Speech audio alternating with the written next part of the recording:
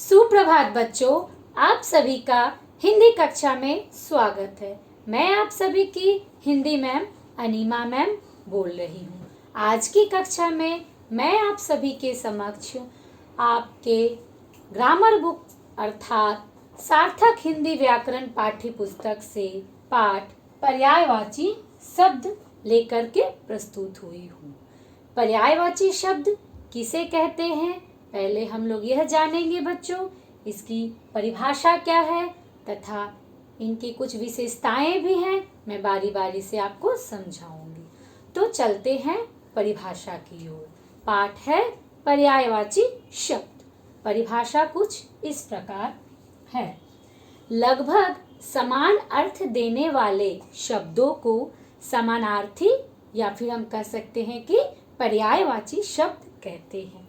पुनः मैं दोहराती हूँ कि लगभग समान अर्थ देने वाले शब्दों को समानार्थी अर्थात समान अर्थ देने वाले या पर्याय का भी अर्थ वही होता है कि बिल्कुल समान, बिल्कुल पास में पर्यायवाची शब्द कहा जाता है। तो लगभग समान अर्थ देने वाले शब्दों को हम समानार्थी भी कह सकते हैं और पर्यायवाची शब्द भी कह सकते हैं। यह थी इसकी परिभाषा। जैसे देखते हैं, आंख एक शब्द है जिसका पर्यायवाची शब्द क्या होगा बच्चों? नेत्र, नयन, दृग। इस प्रकार आंख के ये सभी पर्यायवाची शब्द है। जैसे आंख का समान अर्थ ही दे रहा है नेत्र, नयन, दृग, तो आपके लिए परिभाषा बिल्कुल स्पष्ट हो गया होगा बच्चों कि लगभग समान अर्थ देने वाले शब्दों को पर्यायवाची शब्द कहते हैं। अब हम कुछ विशेषताओं को देखेंगे। इनकी कुछ विशेषताएं भी हैं। जैसे पर्यायवाची शब्द की विशेषताएं कहते हैं, यह विशेषताएं। तो पर्यायवाची शब्द अर्थ एवं प्रयोग की दृष्टि से थोड़ा सा अंतर हो जाता है। पर्यायवाची शब्दों में अर्थ एवं प्रयोग की दृष्टि से थोड़ा सा अंतर हो जाता है। जैसे यहाँ पर जो उदाहरण दिया गया है बच्चों, देखो आंख, यह एक शब्द है लेकिन बोला गया है अर्थ एवं प्रयोग की दृष्टि से। लेकिन इसी आंख का जब हम विभिन्न प्रकार से वाक्य में प्रयोग करेंगे तो क्या होगा, थोड़ा सा अंतर हो जाता है। ठीक है बच्चों। जैसे मैं एक उदाहरण देती हूँ कि ईश्वर के चरणों में चढ़ाने के लिए हमें जल चाहिए, तो यहाँ पर जल शब्द ही उपयुक्त शब्द है। ठीक है, यही शब्द सही बैठेगा। वहां पर हम नहीं लिख सकते हैं कि ईश्वर के चरणों में चढ़ाने के लिए हमें पानी चाहिए। आप खुद भी सोच के देखो बच्चों, आपको भी अंतर स्पष्ट समझ में आ जाएगा। दूसरा विशेषता क्या है कि पर्यायवाची शब्दों में लिंग का अंतर भी हो सकता है। लिंग अर्थात जिसे हम स्त्रीलिंग, पुल्लिंग कहते हैं। लिंग के दो भेद होते हैं ना बच्चों, स्त्रीलिंग और पुल्लिंग। तो पर्यायवाची शब्दों में भी लिंग का अंतर देख सकते हैं। कैसे? मैं यहाँ पर एक उदाहरण दी हूँ बच्चों। जैसे हवा लिखी हो, समीर लिखी हो। जैसे मैं अगर कहती हूँ कि वायु एक शब्द है, अगर उसकी पर्यायवाची शब्द आपको कहा जाए लिखने को, तो हम क्या लिखेंगे? हवा लिखेंगे और समीर लिखेंगे इस प्रकार से। लेकिन यहाँ पर मैं कह रही हूँ कि लिंग का अंतर कैसे होता है। जैसे वायु का पर्यायवाची शब्द हवा होता है। हवा क्या है? स्त्रीलिंग शब्द है।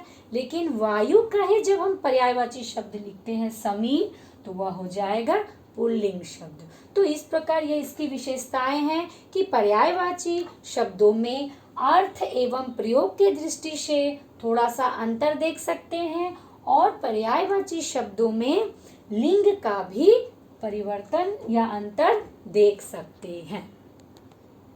अब बच्चों आप ब्लैक बोर्ड पर देखिए कि कुछ प्रमुख पर्यायवाची शब्द के मैं उदाहरण लिखी हूँ, जो कि मैं आपको पढ़कर समझाती हूँ। जैसे पहला नंबर है, अमृत शब्द का पर्यायवाची शब्द क्या होगा? अमृत का पर्यायवाची शब्द अमी, सुधा, पीयूष। ठीक है। दूसरा है ईश्वर। ईश्वर शब्द का पर्यायवाची शब्द क्या होगा? भगवान, परमात्मा, ईश या परमेश्वर भी कह सकते हैं। तीसरा है कमल। कमल का पर्यायवाची शब्द क्या होगा? जलज, नीरज, पंकज। चौथा है गणेश। गणेश शब्द का पर्यायवाची शब्द क्या होगा? गजानन, लंबोदर, एकदंत। पांचवा है गंगा। गंगा शब्द का पर्यायवाची शब्द क्या होगा? भागीरथी, सुर नदी, सुरसरी। छठा है घर। इसका पर्यायवाची शब्द क्या होगा? गृह, निकेतन, भवन। सातवां है चंद्रमा। इसका पर्यायवाची शब्द क्या होगा? शशि, रजनीश, मयंक। आठवां है दिन। इसका पर्यायवाची शब्द क्या होगा? दिवस, वार, वासर। नवा है पवन। पर्यायवाची शब्द है वायु, अनिल, समीर, हवा इत्यादि। 10वां नंबर है पर्वत।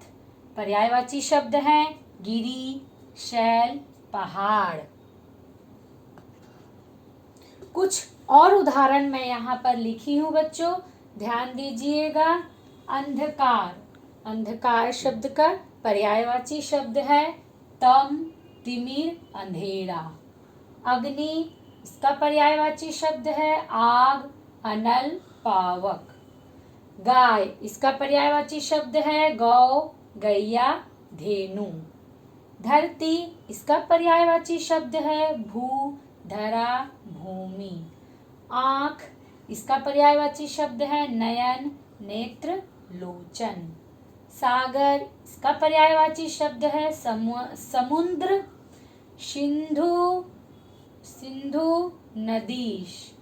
अंबर। इसका पर्यायवाची शब्द है आकाश, गगन, व्योम।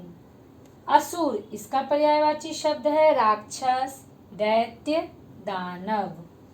आभूषण। इसका पर्यायवाची शब्द देखेंगे गहना, भूषण, अलंकार। और 20वां नंबर है रात्रि। पर्यायवाची शब्द इस प्रकार है रात, रजनी, निशा। तो यह था आपके कुछ उदाहरण, कुछ प्रमुख पर्यायवाची शब्द। आपको क्या करना है बच्चों? आपको किसी एक शब्द के 3-3 पर्यायवाची शब्द ही याद करना है। ऐसा नहीं है कि केवल मान लो ये अंधकार ही दिया रहे, तम, तिमिर, अंधेरा होगा। आपको यहाँ से भी कोई एक शब्द दे दिया जाए, तम, तिमिर, अंधेरा। जैसे मान लीजिए अंधेरा दे दिया गया है और कहा गया आपको इसका पर्यायवाची शब्द लिखने, तो हम क्या लिखेंगे? अंधेरा का अंधकार लिख सकते हैं, तम लिख सकते हैं, तिमिर लिख सकते हैं। कोई 3 ही याद कीजिएगा। आपके पाठ्य पुस्तक में 4, 5, 6 पर्यायवाची शब्द दिया हुआ है। आपको जो सरल लगे, जो सहज लगे वही याद कीजिएगा। फिर जैसे अग्नि है, अग्नि का आग, अनल, पावक। मान लीजिए अगर प्रश्न ऐसे भी घुमा के दिया सकता है कि आग शब्द का पर्यायवाची शब्द लिखिए, तो क्या करेंगे हम? अग्नि, अनल, पावक कर सकते हैं। ठीक है।